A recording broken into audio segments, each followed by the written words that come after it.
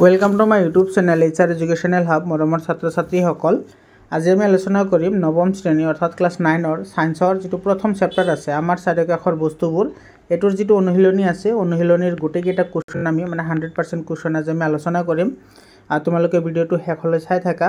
একেবাৰে ইজি পদ্ধতিত মই নিজে হাতে লিখিছো আনসাৰবোৰ আশা কৰিছো তোমালোকৰ সহায় হ'ব এটো চোৱা প্ৰথম প্ৰশ্নটো কি কৈছে তলৰ উষ্ণতাবিলাক সেলসিয়াস স্কেলত प्रकाश करा सो যদি সেলসিয়াস স্কেলত থাকে আৰু হেতু যদি আমি কেলভিনত লিখিব লাগে তেতিয়া হলে সেলসিয়াসৰ পৰা কেলভিনত নিবলৈ হলে তুমি কি কৰিব লাগে 273 প্লাস কৰিব লাগে যেটো টেম্পাৰেচাৰ দিয়া থাকিব সেলসিয়াসত তাৰ লগত 273 প্লাস কৰিব লাগে আৰু যদি তোমাৰ কেলভিনৰ পৰা যদি তুমি সেলসিয়াসত নিবলৈ যোৱা তেতিয়া হলে তুমি কি কৰিব লাগে 273 মাইনাস কৰিব লাগে যিমান কেলভিন উষ্ণতা দিয়া থাকে বুজি পালা তাৰ মানে ইয়াতে চোৱা ইয়াতে তোমাৰ কেলভিনৰ উষ্ণতা দিয়া আছে কিমান 293 সৰি এতে তোমাৰ কেলভিনৰ উষ্ণতা দিয়া আছে 293 তো ইয়াৰ পৰা তুমি 273 টো কি কৰিব লাগিব মাইনাস কৰিব লাগিব এটো যদি মাইনাস কৰি দিয়াৰ লগে লগে এটো তোমাৰ যেটো আনসাৰ আহিব সেই আনসাৰটো কিন্তু ইয়াতে আমি পাই যাম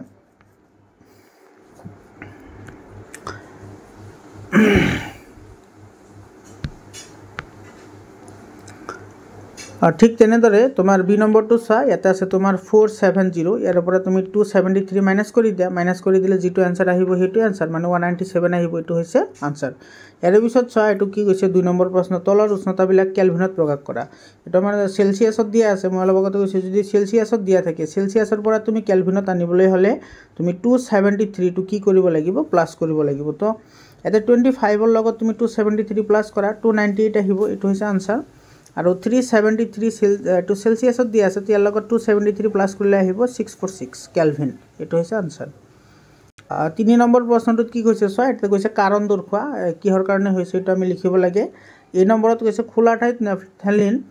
বল কেদিনমান থৈ দিলে নাইকিয়া হয় কিয় এটোত আমি কাৰণ লিখিব লাগে সো যিবোৰ নেপথেলিন জাতীয় বস্তু আছে হেবোৰ অলপ সময় থৈ দিলে হেতু তোমাৰ বাষ্পীভূত হৈ যায় কিয় হয় সো নেপথেলিন বল উদ্দাহী পদাৰ্থ কোনবোৰ যিবোৰ পুনে গোটাৰ পৰা গেছীয় অৱস্থালৈ পৰিণত হয় বা ডাইৰেক্টলি গেছীয়ৰ পৰা ডাইৰেক্টলি গোটা অৱস্থালৈ আহে মাজত এটা যেটো জুলীয়া অৱস্থা আছে হেতু কিন্তু স্কিপ কৰে বা হেতুলৈ ইহতে পাৰ নহয় তো হেবোৰক আমি উদ্দাহী পদাৰ্থ বুলি কওঁ তো উষ্ণতাৰ প্ৰভাৱত ই পুনে গেছীয় অৱস্থালৈ পৰিণত হয় অৰ্থাৎ বাষ্পীভূত হয় সেই কাৰণে কেইদিনমান থৈ দিলে ই নাইকিয়া হৈ যায় বুজি পালা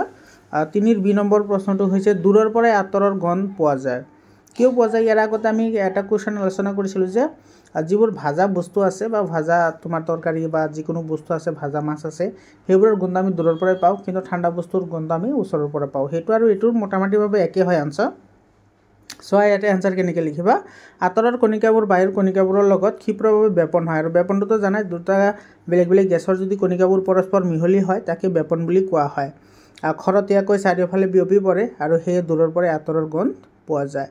বুজি পালা তোমালোকে কিন্তু এই দুটা কথা মনত ৰাখিব লাগিব এটা হৈছে তোমাৰ বেপন আৰু এটা হৈছে আশ্ৰিতি সো বেপন কি হয় যদি দুটা গেছ হয় আৰু সেই গেছবোৰ দুটা পৰস্পৰৰ লগত মিহলি হৈছে তেতিয়া হলে এই প্ৰক্ৰিয়াটোক বেপন বুলি কয় আৰু যদি তোমাৰ জুলীয়া পদাৰ্থ হয় যদি দুটা জুলীয়া পদাৰ্থ পৰস্পৰ মিহলি হয় তেতিয়া হলে সেই প্ৰক্ৰিয়াটোক তোমাৰ আশ্ৰিতি বুলি কয় আশ্ৰিতি বা অসমোসিস বুলি কোৱা হয় 4 নম্বৰ প্ৰশ্ন 4 নম্বৰ প্ৰশ্নটো কি কৈছে কণিকাবোৰৰ মাজৰ আকৰ্ষণ বলৰ ঊৰ্ধ্বক্ৰমত সজোৱা এতে পানী চেনি আৰু অক্সিজেন আছে তোমালোকে জানে কণিকাবোৰৰ মাজৰ আকৰ্ষণ বল গেছৰ আটাইতকৈ কম তাৰ পিছত আহে তোমাৰ জুলিয়াৰ গেছতকৈ অলপমান বেছি থাকে আৰু তাৰ পিছত আহে তোমাৰ গোটা পদাৰ্থ মানে গোটা পদাৰ্থৰ মাজৰ যেটো আকৰ্ষণ বল হেতু আটাইতকৈ বেছি থাকে তো ইয়াতে চা ঊৰ্ধ্বক্ৰম মানে কি সৰুৰ পৰা ডাঙৰলৈ সজাব লাগিব ইয়াতে গেছ আছে কি অক্সিজেন মানে এটো তোমাৰ কি হ'ব আটাইতকৈ কম হ'ব তাৰ পিছত আহিব পানী মানে জুলীয়া পদাৰ্থ সেইকাৰণে আহিছে আৰু চেনিটো গোটা পদাৰ্থ তো চেনিৰ আকৰ্ষণ বলটো আটাইতকৈ বেছি হ'ব বুজি পালা 5 নম্বৰ প্ৰশ্নটো কি কৈছে সো তলৰ উষ্ণতাত পানীৰ ভৌতিক অৱস্থা কি হ'ব 25 ডিগ্ৰী সেলসিয়াস এটো হৈছে নৰমাল টেম্পাৰেচাৰ তো এটো জুলীয়া হ'ব আৰু 0 ডিগ্ৰী হলে পানী গোটা মাৰিলে কি হয় বৰফ হয় আৰু 100 ডিগ্ৰী সেলসিয়াস হলে এটো বাষ্পীয় হয় বা ভাপলৈ পৰিৱৰ্তন হয় 6 নম্বৰ প্ৰশ্ন কি কৈছে সো যুক্তি দৰ্শাই ব্যাখ্যা কৰা কিহৰ কাৰণে হৈছে সাধাৰণ উষ্ণতাত পানী জুলীয়া কিহৰ কাৰণে জুলীয়া সো সাধাৰণ উষ্ণতাত পানীৰ কোনো নিৰ্দিষ্ট আকাৰ নাথাকে আকৃতি নাথাকে আৰু পানীৰ কণিকাবোৰৰ মাজৰ আন্তঃনৱিক আকৰ্ষণ বল একেবাৰে কম সেইভাবে পানী বৈ যাব পাৰে সেই সাধাৰণ উষ্ণতাত পানী আমি জুলীয়া বুলি কওঁ এটা একেবাৰে ইজি আনসাৰ হয় তোমালোকে আগতেও পাইছা এইবোৰ এনসাৰ আগতে যিবোৰ এনসাৰ দিছো তোমালোকে চাই ল'বা যদি যোৱা নাই সাধাৰণ উষ্ণতাত লুৰ আলমাৰিটো কঠিন মৰমৰ ছাত্ৰ ছাত্ৰীসকল এইটোৰ এনসাৰ আলোচনা কৰাৰ আগতে তোমালোকক এটা ইনফৰমেশ্যন দিওঁ যদি তোমালোকক পিডিএফ ফাইল লাগে তেতিয়াহ'লে 700282824673 এইটো নাম্বাৰত হোৱাটছআপ কৰিবা মই তোমালোকক পিডিএফ ফাইল প্ৰভাইড কৰিম আৰু এই বছৰ তোমাৰ চেপ্টাৰ ওয়াইজ প্ৰত্যেকটো চেপ্টাৰৰে চেপ্টাৰ ওয়াইজ তোমালোকে এমসিকিউবোৰ পাই যাবা তোমালোকে ভিডিওটো তোমাৰ বন্ধু বান্ধৱীৰ লগত শেয়াৰ কৰা আৰু যিবোৰ এমসিকিউ মই বনাইছো সেই এমসিকিউবোৰ যোৱা বছৰ যিবোৰ পৰীক্ষা হৈছে সেইবোৰত তোমাৰ 100% কমন পৰিছে আশা কৰিছো এই বছৰ 100% কমন পৰিব আৰু তেনেকুৱা ধৰণৰ প্ৰশ্ন মই তোমালোকৰ কাৰণে হাজি উলিয়াইছো তোমালোকে ভিডিওটো শেয়াৰ কৰা আৰু যদি তোমালোকৰ সেই এমসিকিউৰ পিডিএফ ফাইল লাগে তেতিয়াহ'লে তোমালোকে মোক হোৱাটছআপ কৰিবা সো এইটো বি নম্বৰ যেটো প্ৰশ্ন আছে হেতু কৈছে যে সাধাৰণ উষ্ণতাত লুৰ আলমাৰিটো কঠিন তো এইটোৰ আনসাৰ তুমি এনে ধৰে লিখিবা সাধাৰণ উষ্ণতাত লুৰ আলমাৰীৰ নিৰ্দিষ্ট আকাৰ আছে আকৃতি আছে আয়তন আছে ইহতৰ কণিকাবোৰৰ মাজৰ আন্তঃনবিক আকৰ্ষণ বল অতি প্ৰবল ইহত বৈ যাব নোৱাৰে সেই আলমাৰীটো কঠিন পদাৰ্থ অৰ্থাৎ দৃঢ় পদাৰ্থ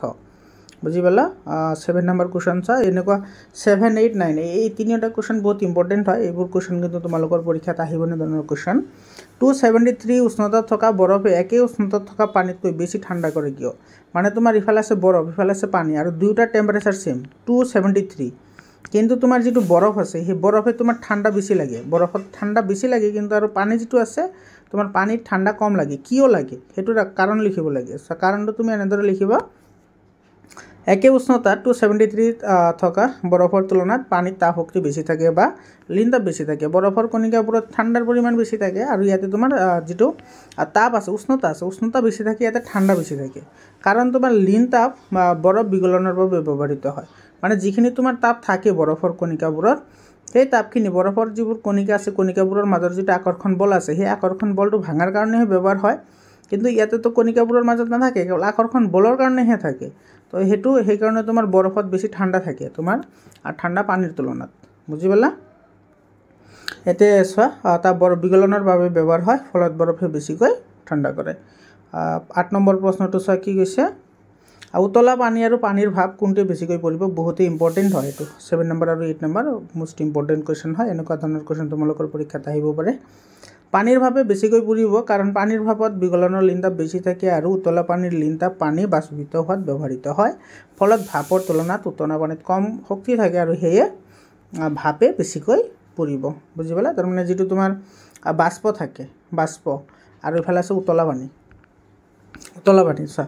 বাষ্পত তোমাৰ বিগলনৰ লিন তাপ বেছি থাকে মানে যিবোৰ কণিকা আছে পানীৰ কণিকা সেইবোৰত তোমাৰ লিন তাপ বেছি থাকে আৰু উতলা পানীত লিন তাপ কম থাকে কাৰণ যিখিনি পানী তোমাৰ উতলি থাকে সেই উতলা অৱস্থাত তোমাৰ ইয়াতে যিখিনি লিন তাপ থাকে সেই পানীবোৰৰ কণিকাবোৰ ভাঙাৰ কাৰণে ইউজ হৈ থাকে মানে ইয়াতে তাৰ মানে কিছু পৰিমাণে শক্তি ক্ষয় হয় সেই কাৰণে ইয়াতে শক্তি কম থাকে আৰু ইয়াতে শক্তি কি থাকে বেছি থাকে অৰ্থাৎ বাষ্পত তোমাৰ বেছি পৰিমাণে তাপ শক্তি থাকে কাৰণে তোমাৰ বাষ্পই বেছিকে পুৰায় 9 নম্বৰ কোশ্চন আৰু আজিৰ কাৰণে শেষৰ প্ৰশ্ন চোৱা অৱস্থাৰ পৰিৱৰ্তন দেখুৱাই তলৰ চিত্ৰত A B C D E আৰু এফ ৰ নাম লিখা এতে তাপ বৃদ্ধি কৰা হৈছে আৰু চাপ হ্ৰাস কৰা হৈছে যদি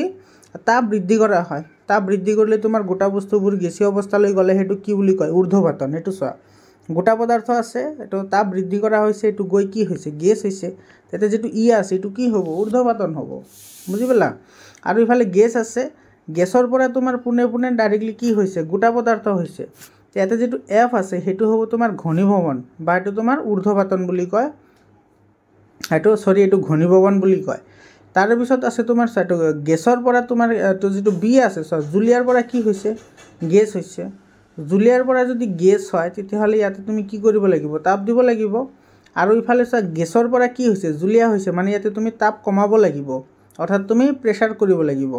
আৰু ইফালে তোমাৰ এটো তোমাৰ গোটাৰ পৰা জুলিয়া হৈছে আকৌ জুলিয়াৰ পৰা কি হৈছে গোটা হৈছে তো তোমাৰ ইয়াতে আজিকেটা आंसर হ'ব হেতু এনে ধৰণে লিখিবা এটো এ নম্বৰ বিগলন বি নম্বৰ বাষ্পীভৱন সি নম্বৰ ঘনীভৱন ডি নম্বৰ গোটাকৰণ ই নম্বৰটো ঊৰ্ধ্বপাতন হ'ব আৰু এফ নম্বৰটো ঊৰ্ধ্বপাতন হ'ব বুজি পালা আমাৰ ছাত্ৰ ছাত্ৰীসকল আজিৰ কাৰণে এইখিনিয়ে আৰু তোমালোকে ক্লাস 6 ৰ পৰা ক্লাস 10 লৈকে সায়েন্স আৰু মেথছৰ সকলো ধৰণৰ आंसर এটো চেনেলতে পাই যাবা গতিকে আমাৰ চেনেল